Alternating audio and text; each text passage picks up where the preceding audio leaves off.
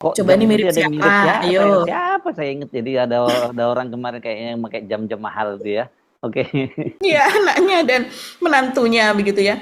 Dan kemudian ada lagi, misalnya dari tirto.id, di situ disebut anak istri Mugabe masih hidup mewah di atas derita rakyat Zimbabwe. Luar biasa sekali ini. Dan itu anaknya Mugabe ini siapa sih Bona Mugabe ini yang dijadikan contoh sebagai Mhm. alumni dari MDIS yang kemudian Ya. posternya juga dipajang bersama Kalau dengan bikin Gibran itu itu. tambah drop ya kampus itu jadinya.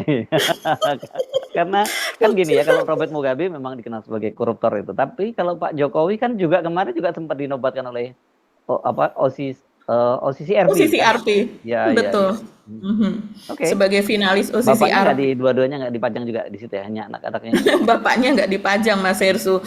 Dan anak-anaknya ini yang kemudian sebagai itu tadi notable alumni begitu Yes. ya, alumni yang terhebat yang kemudian disebut oleh apa namanya juga diungkap oleh Mailani itu dosen itu tadi yang akhir-akhir ini menjadi populer. Hmm. Nah, di sini coba kita lihat seberapa ini sih Robert Mugabe ini kalau kita lihat dari AI ya Mas Hersu.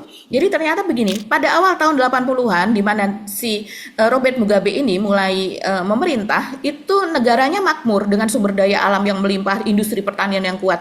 Tapi situasi berubah drastis sejak tahun 2000 menjadikan salah satu negara termiskin dan rentan terhadap bantuan. Ini salah satu negara termiskin. Di Afrika banyak negara miskin dan ini miskinnya ekstrim. Kalau kita melihat di AI, kita bertanya bagaimana kondisi Zimbabwe, ya di situ ditulis kemiskinan dan krisis ekonomi mengalami penurunan ekonomi yang signifikan menyebabkan kemiskinan ekstrim, hiperinflasi dan pengangguran massal. Wah, jangan-jangan Indonesia menuju ke sana juga nih karena kita sedang mengalami pengangguran terus, manusia terjadi PHK. Kebijakan tidak efektif terutama sektor bla bla bla. Di sini teman-teman bisa cari deh, ini banyak sekali berita tentang ini.